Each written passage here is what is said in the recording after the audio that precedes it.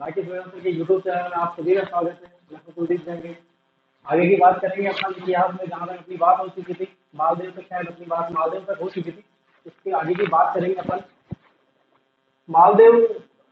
हो सकता है आपको समझ में आया होगा, मैंने पूरा बता दिया था, कुछ नहीं रहा उसमें। इसके आगे की बात करेंगे अपन, आगे के शासकों की बात करेंगे। देखिए, मालदेव का हो गया था, उसके पुत्र की बात करेंगे कि कौन उत्तराधिकारी बना था मारवाड़ का। तो मारवाड़ का जो उत्तराधिकारी बना वो है राव चंद्रदेव। ठीक है दोस्तों, मोटा राजा उदय सिंह सब देखेंगे अभी। तो बात कर रहे थे अपन मालदेव की। मालदेव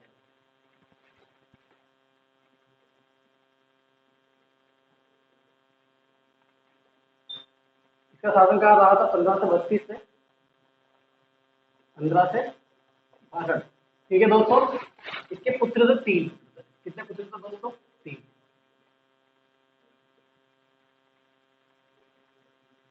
पहला पुत्र था इसका राम सिंह, जो भी शासक नहीं बना था। दूसरा पुत्र था उदय सिंह। दूसरे पुत्र का नाम क्या था? उदय सिंह। एक पुत्र था राव चंद्र सिंह।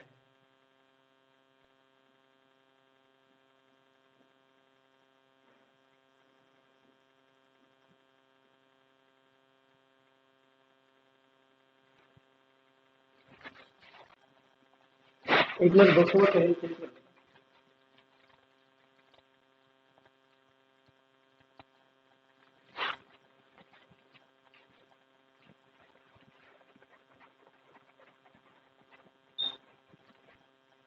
देखिए दोस्तों, राव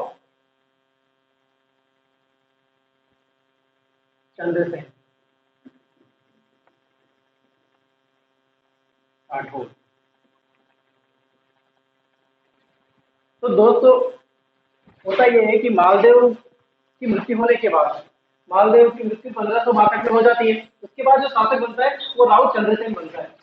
कौन बनता है उत्तराधिकारी? कौन बनता है? राव चंद्रसेन उत्तराधिकारी।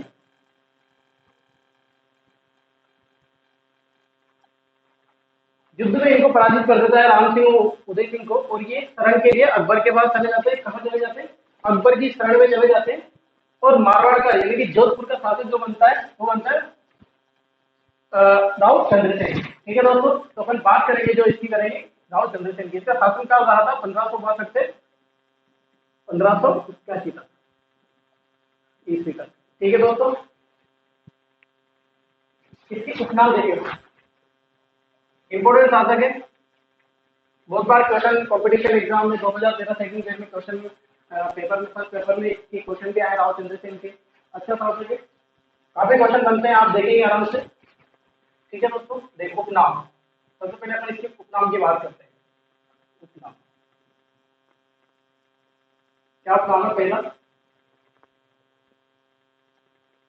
मारवाड़ का प्रताप, राजस्थान का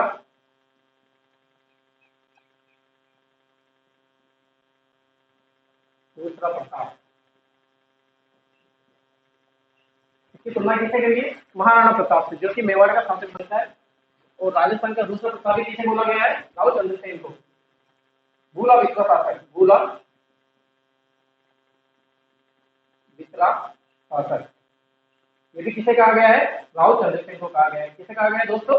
राव चंद्रसेन को भूला विश्व शासक भी कहा गया है। इतिहास में इसको बुला दिया है, इसीलिए कुछ इतिहासकारों ने इसको भूला विश्व शासक भी बोला गया है।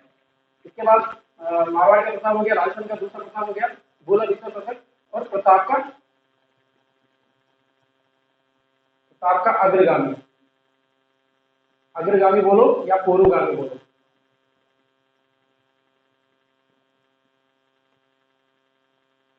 ठीक है दोस्तों, इसके बाद राजस्थान का, राजस्थान का ऐसा शासक, ऐसा शासक जिसका जीवन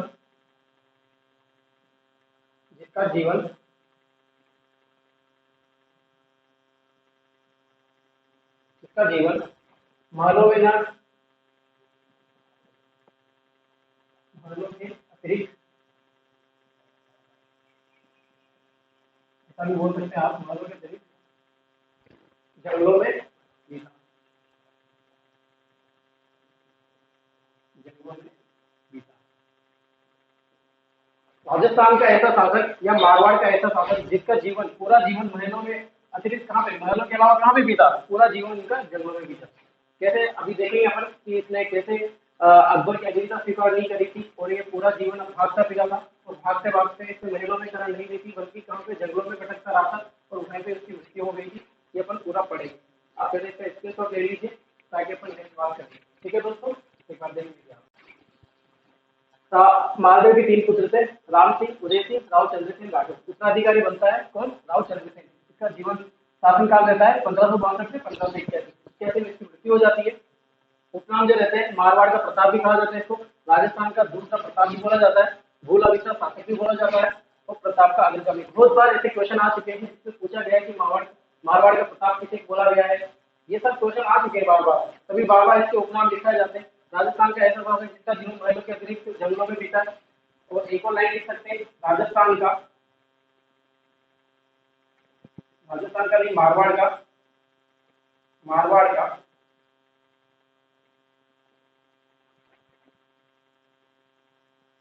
वीर शासक तथा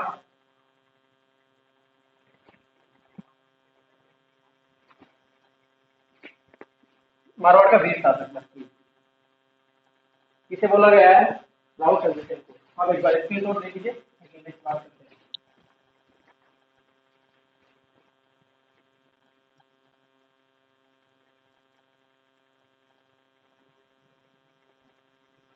मिटा दो दोस्तों।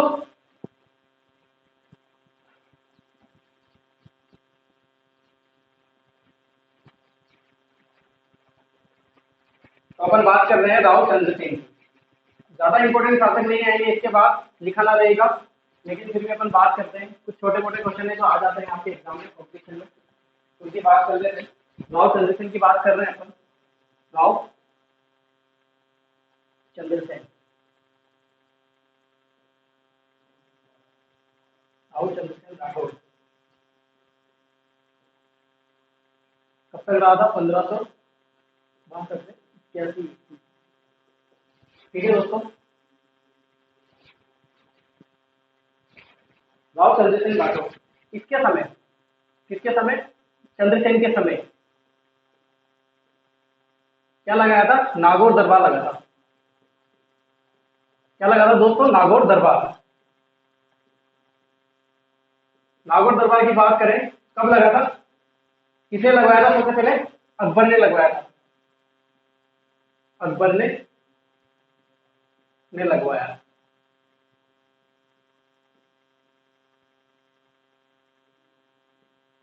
कब लगा, 1570 में।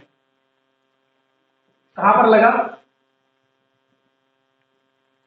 कहां लगा, तो ये लगा था शुक्र तालाब के किनारे, शुक्र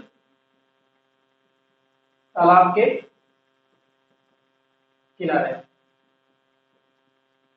दोस्तों जब अकबर नागौर दरबार लगाने नागौर में आया था, तो ये लगभग 1 साल तक नागौर में ही रहा था। कितने साल तक, 1 साल तक ही नागौर में ही रहा था, और इन्हीं की देख रेख करी थी अकबर ने। नागौर दरबार जो लगा था 1570 में लगा था, किसने लगवाया था, अकबर ने लगवाया था। किसने लगवाया था, अकबर ने। और कहाँ पे लगाया था, शुक्र तालाब के किनारे। शुक्र तालाब का निर्माण अकबर ने क्यों करवाया था, पहले इसकी बात देख लेते हैं। अकबर ने 15 साल किसके सहयोग से लगाया था, सहयोग से, किसके सहयोग से, भारमल के सहयोग से। हाँ दोस्तों, ये भारमल वही है, आमेर वाला भारमल के सहयोग से। इसकी पुत्री थी एक, आपको पता हो इतिहास में बहुत नाम आता है, पुत्री जोधाबाई। जोधाबाई का विवाह किससे हुआ था, प्रथम शासक था ये आमेर का, जिसने संबंध बनाए थे किससे, अकबर से, यानी कि मुगल शासकों से। तो भारमल की इसकी पुत्री का विवाह, जोधाबाई का विवाह किससे करवाया था, अकबर से।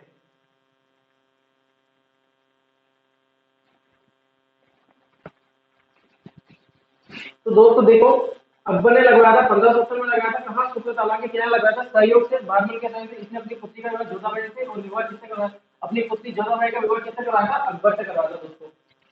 अधीनता स्वीकार की, नागौर दरबार लगाया था, किस चीज ने अधीनता स्वीकार करी, राजस्थान के शासन, अधीनता स्वीकार की, स्वीकार की। कौन कौन से ऐसे शासक थे जिन्होंने अधीनता स्वीकार करी, उनके नाम लिखे थे। पहला कल्याण मल, कल्याण मल। हाँ दोस्तों, ये वही कल्याण मल है बीकानेर का, जिसने शेरशाह सूरी का साथ दिया था, कल्याण मल बीकानेर।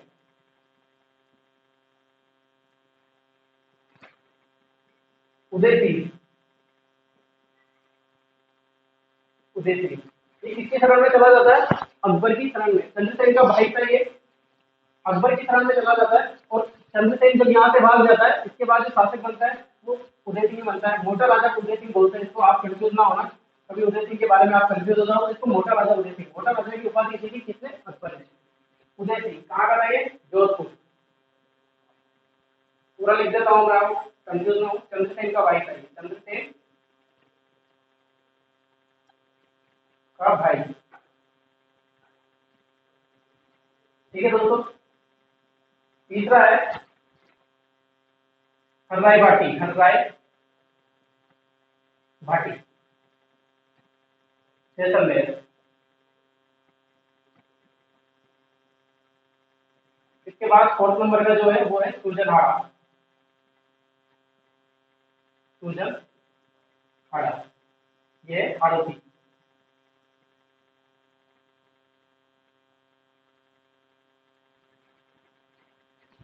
तो दोस्तों क्वेश्चन एग्जाम में क्वेश्चन इस तरह से आएगा कि अधीनता स्वीकार किसने नहीं की या किसने की। तो आपसे चारों ऑप्शन आपके ऑब्जेक्टिव क्वेश्चन बन सकते हैं ना, कि ये चारों नाम दे देगा या इनमें से नहीं देगा, वो पूछ लेगा कि इनमें से किसने अधीनता स्वीकार करी और किसने नहीं की, या फिर चारों ऑप्शन दे देगा और मिलान करवा लेगा कि ये शासक कहाँ का था।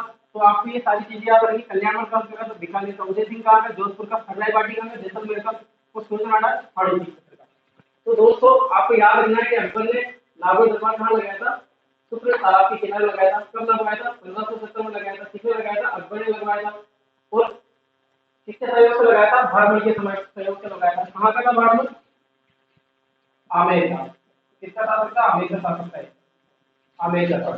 पुत्री थी इसकी जोधबाई, जिसका विवाह इसने किससे करवाया था, अकबर से करवाया था। और अधीनता स्वीकार की थी इन चारों राजाओं ने। और किसने नहीं की थी, वो था राव चंद्रसेन। इसके आगे की बात करेंगे, पहले इसका स्क्रीनशॉट ले लीजिए आप।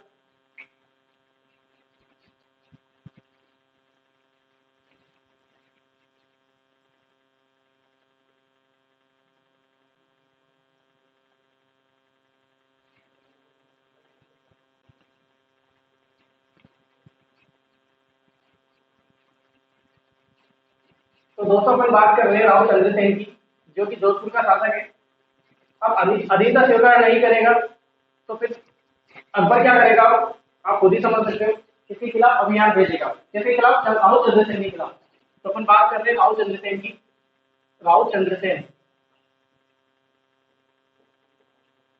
राव चंद्रसेन राठौड़।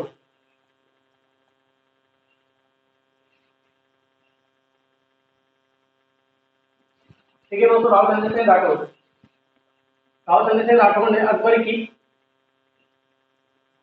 की अधीनता स्वीकार नहीं की, अधीनता स्वीकार नहीं की।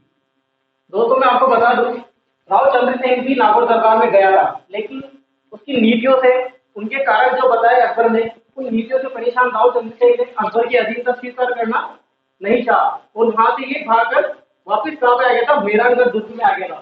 तो अकबर ने अधीनता स्वीकार नहीं की, और अकबर ने चंद्रसेन के विरुद्ध, चंद्रसेन के विरुद्ध, किसके विरुद्ध, चंद्रसेन के विरुद्ध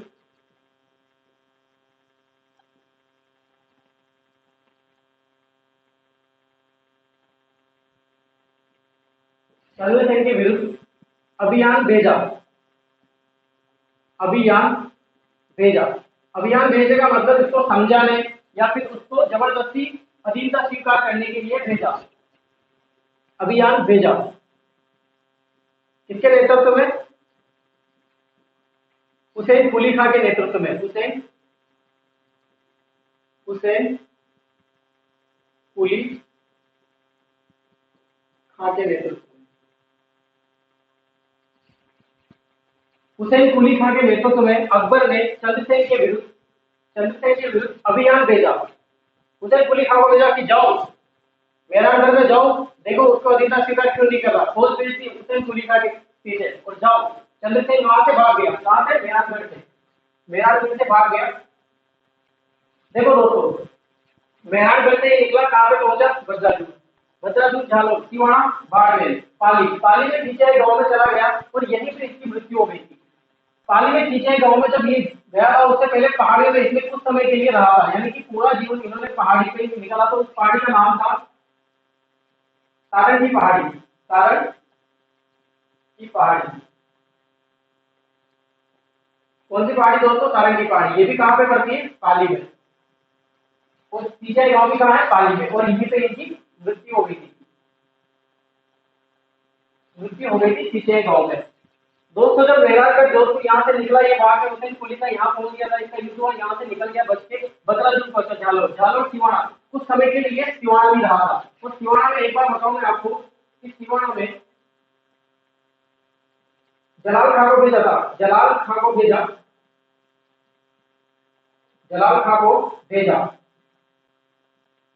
किसने भेजा? अकबर ने। जब ये सिवाना में कुछ समय वहां छुप कर बैठा हुआ था, तो सिवाना पे जलाल खान ने आक्रमण किया था। तो जलाल खान को मार दिया चंद्रसेन ने।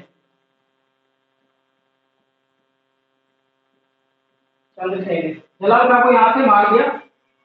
जब ये इसको पीछा कर रहा था सिवाना बाड़मेर में, तो जलाल खान अकबर के नेतृत्व में सेना लेके पहुंचा था। तो जलाल खान को मार दिया था किसने? राव चंद्रसेन ने। ठीक है दोस्तों, इसके बाद पीछे गांव में मृत्यु, चंद्रसेन की मृत्यु कब हुई थी दोस्तों? 1581 में। सीसीआई गांव।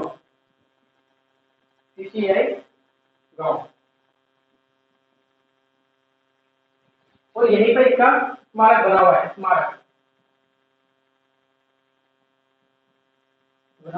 है। ज्यादा काम की बात नहीं है, आपको याद रखना है स्मारक कहाँ पे बना हुआ है? सीसीआई गांव में। इसकी 5 रानियां थी। राव चंद्रसेन की 5 रानियां थी। 5 रानियों की आगे मूर्ति है। 5 1 2 3 4 5 इस तरह से खड़ी हुई है और घोड़े पर सवार चंद्रसेन की मूर्ति बनी हुई है और स्मारक बना दिया गया है सीसीआई गांव में, चौराहे के बीच में। ठीक है दोस्तों, तो ये चीज है। राव चंद्र ने अकबर के जीत स्वीकार नहीं करी थी। चंद्रसेन के विरुद्ध अभियान भेजा। हुसैन कुली खां के नेतृत्व में एक भागता मेहरानगढ़ से बदलाजुल गया, बदलाजुल से सिवाना गया, सिवाना से पाली पहुंचे, यानी कि सारण की पहाड़ी में पहुंचा। फिर यहाँ से ये गया सीसीआई गांव में और सीसीआई गांव में इसकी मृत्यु हो गई 1581 में और स्मारक बना हुआ है सीसीआई गांव में। कुछ चीजें जो लिखा देंगे राव चंद्रसेन की, पहले आप इस पर लिख लीजिए ताकि जो नोट लिखा है वो लिखा देंगे। ठीक है दोस्तों, आप इसकी नोट ले लीजिए।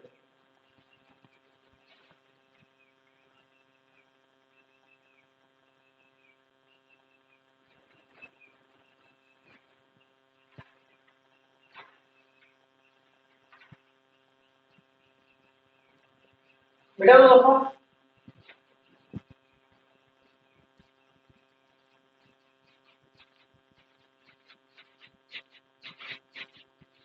तो दोस्तों राव चंद्रसेन समझ गए होंगे आप कि इसको भूला मिश्र शासक या प्रताप का पूर्वगामी क्यों कहते हैं? क्योंकि प्रताप ने जिस तरह से जंगलों में जीवन व्यतीत किया था, उसी प्रकार एक चंद्रसेन ने भी किया था। लेकिन महाराणा प्रताप को लोग ज्यादा याद रखते हैं चंद्रसेन की अगुवाई। तो आप इसीलिए भूला मिश्र शासक प्रताप को ज्यादा याद रखते हैं और चंद्रसेन को लोग इसीलिए भूला मिश्र शासक कहते हैं और चंद्रसेन को प्रताप का पूर्वगामी या अग्रगामी कहते हैं। ठीक है, तो एक नोट लिख लीजिए आप। कुछ बातें जो इंपोर्टेंट है इसमें।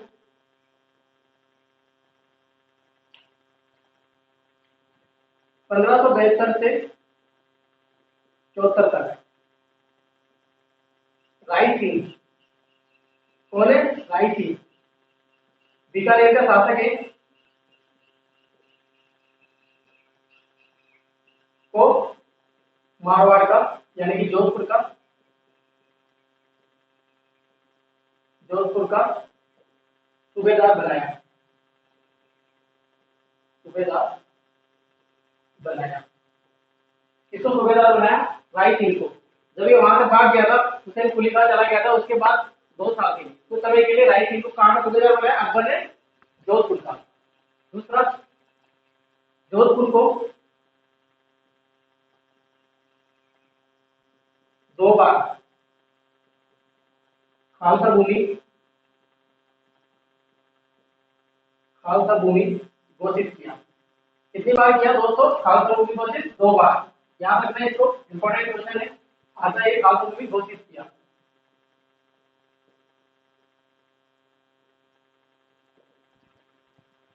दो बार किया, एक बार तो अकबर के टाइम, अकबर, और दूसरा औरंगजेब के समय। अकबर के टाइम तो अभी हुआ था ये 1581 से 1582। ठीक है दोस्तों, यानी कि 2 बार खालसा भूमि। खालसा भूमि का मतलब ये होता है कि वहां का नेतृत्व, यानी कि जोधपुर का जो मायरागढ़ है वहां का नेतृत्व कौन करेगा? अब दिल्ली से होगा, यानी कि केंद्र सरकार करेगी। नेतृत्व कौन करेगा? केंद्र सरकार। केंद्र पे कौन है अभी? अकबर।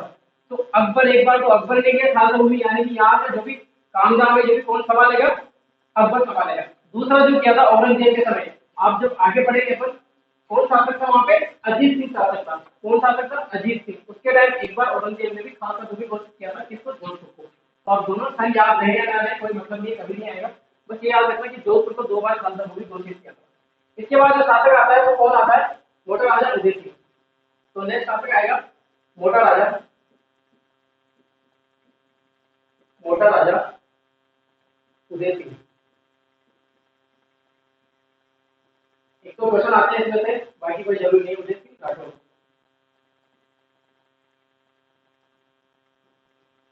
इसका सन ले लो।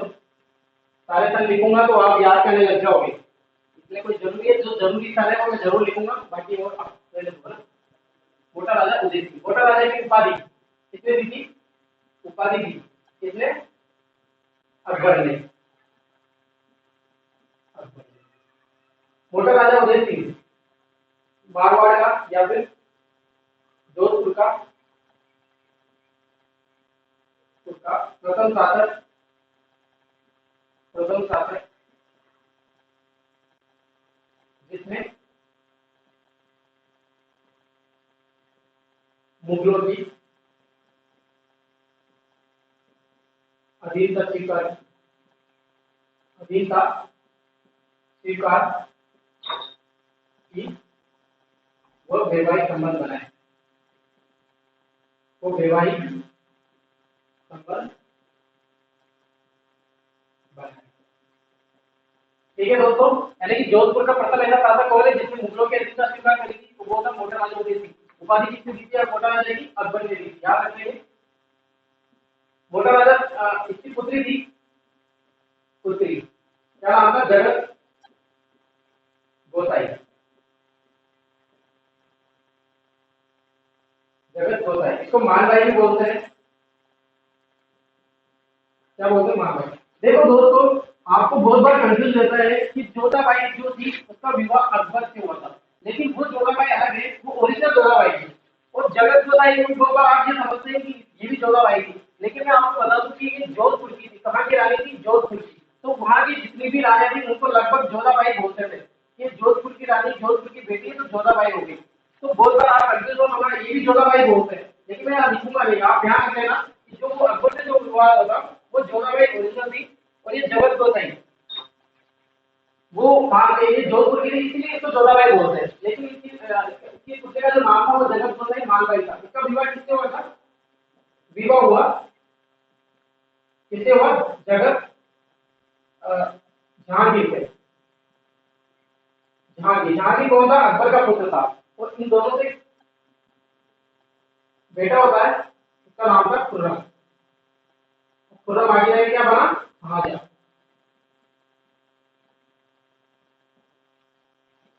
क्या बना? शाहजहां बना। यानी कि खुर्रम ओरिजिनल नाम था, शाहजहां उपाधि थी। तो आप देखेंगे पुत्री क्या थी? जगत गोसाई, मानबाई भी बोलते हैं। और विवाह किससे होता? जहांगीर से। मानबाई को जहांगीर ने एक उपाधि दी थी, जहांगीर ने उपाधि दी थी। उपाधि ताज बीवी, ताज बीवी, इसके बाद दी थी ताज बीवी की उपाधि। मोटा राजा उदय सिंह उपाधि अकबर से दी थी मोटा राजा की। तो जोधपुर का प्रथम शासक जिसने मुगलों से अधिकतर और वैवाहिक संबंध बनाए दूसरी थी जगत गोसाई मान भाई विवाह हुआ था जहांगीर से और उपाधि दी थी किसने ताज बीवी की जहांगीर से। दोनों से मिलकर पुत्र हुआ था बेटा खुर्रम जो आगे जाके शासक बना दिल्ली का कौन था शाहजहां। दोस्तों के पुत्र थे देखो इसका पुत्र था उसका नाम था किशन सिंह। किशन सिंह क्या नाम था दोस्तों किशन सिंह। इसने किसकी स्थापना की थी स्थापना की किशनगढ़ की किशनगढ़। ठीक है दोस्तों यदि आप नंबर पूछता है किशन की स्थापना की थी किशनगढ़ की। तो अभी देख लीजिए एक बार इससे तो ट्रेन की को ताकि आगे बात करें पर। अब मोटा राजा के बाद शासक जो बनता है वो आगे देखेंगे पहले से।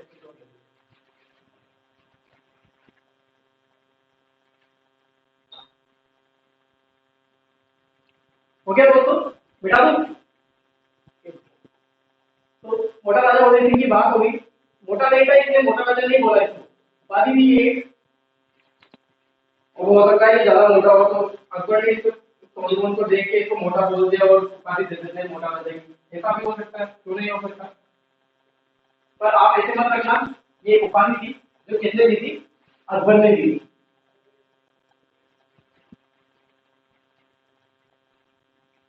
इसके बाद शासक बनता है वो है सूर सिंह। कौन सा शासक है सूर सिंह। कोई इंपोर्टेंट नहीं है कभी क्वेश्चन नहीं आएगा ऐसा दे दूंगा मैं कभी नहीं आएगा। सूर सिंह किसका पुत्र था उदय सिंह का। उदय सिंह का पुत्र था। सूर सिंह सूर तालाब का निर्माण करवाया था। सूर तालाब का निर्माण करवाया था।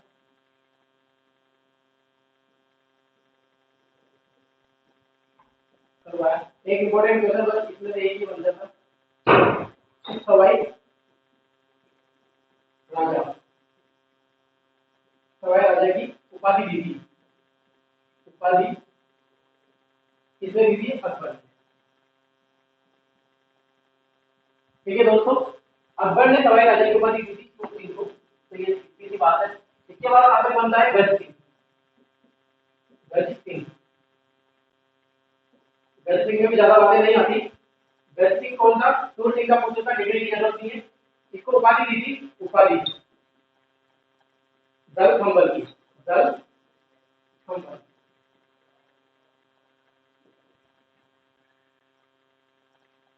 किसने दी थी ये उपाधि जहांगीर ने। अब दोस्तों जब जहांगीर ने इसकी उपाधि दी थी यानी कि इसके समकालीन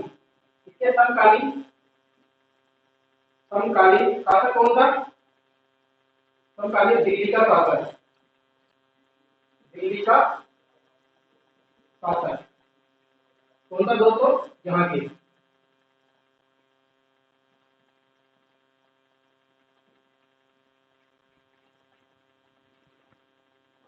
तो गज सिंह में ज्यादा बातें नहीं आती। उपाधि 10 नंबर की जहांगीर उपाधि की। किसके पुत्र थे गज सिंह के पुत्र। के पुत्र से पहला तो अमर सिंह था। अमर सिंह जो कि बड़ा पुत्र रहता है और दूसरा रहता है सज्जन सिंह।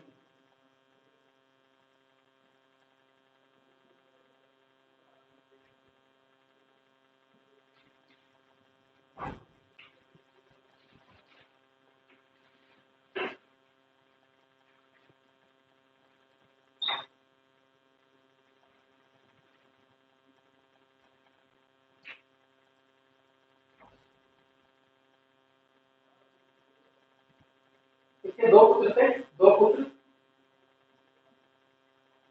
पहला बड़ा सबसे बड़ा पुत्र था अमर सिंह। अमर सिंह तो दूसरा था जसवंत सिंह। जसवंत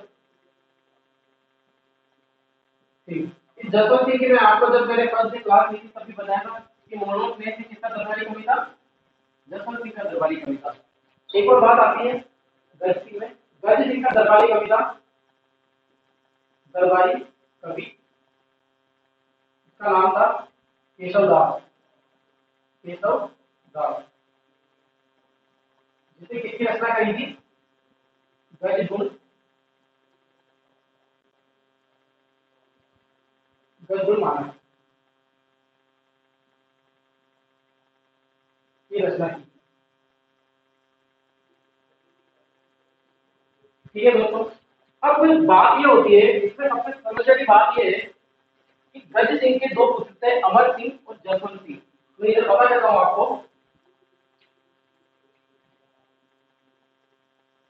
अमर सिंह कौन दोस्तों, अमर सिंह।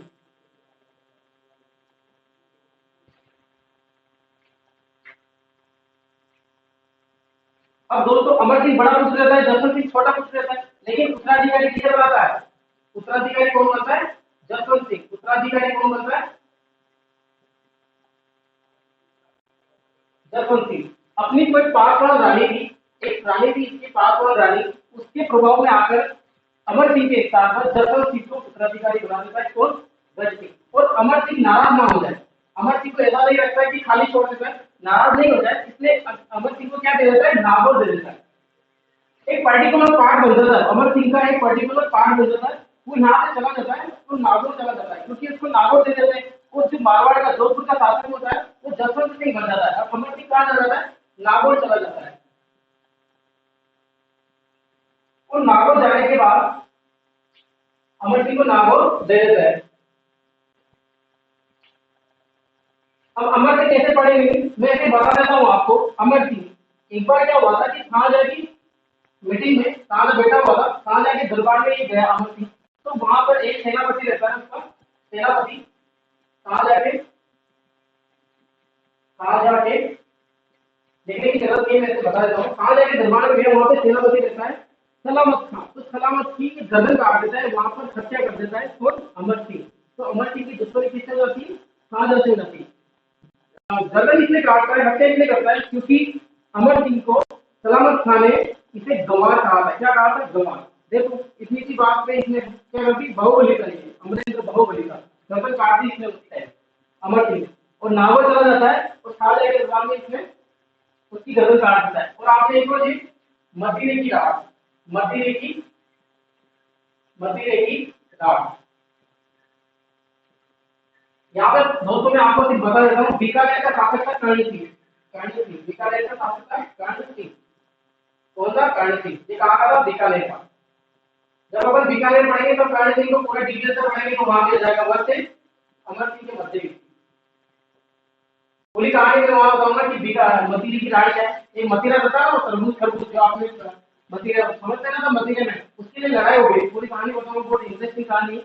उसके लिए लड़ाई हो गई थी, तो किसके मध्य में था, कर्ण सिंह और अमर सिंह। तो एक संधि हुई थी दोनों के मध्य, तो वो बीकानेर का शासक था कर्ण सिंह, और अमर सिंह जो नागौर का था। ठीक है दोस्तों, और इसके बाद जो शासक बनता है जसवंत सिंह बनता है। अपन नेक्स्ट क्लास में जसवंत सिंह को पढ़ेंगे। इतना टाइम जसवंत सिंह, तो आज की क्लास ही पसंद आया तो लाइक कमेंट जरूर कीजिए, ताकि मैं आपको नेक्स्ट पूरे इंटरेस्ट के साथ नेक्स्ट वीडियो देता हूँ।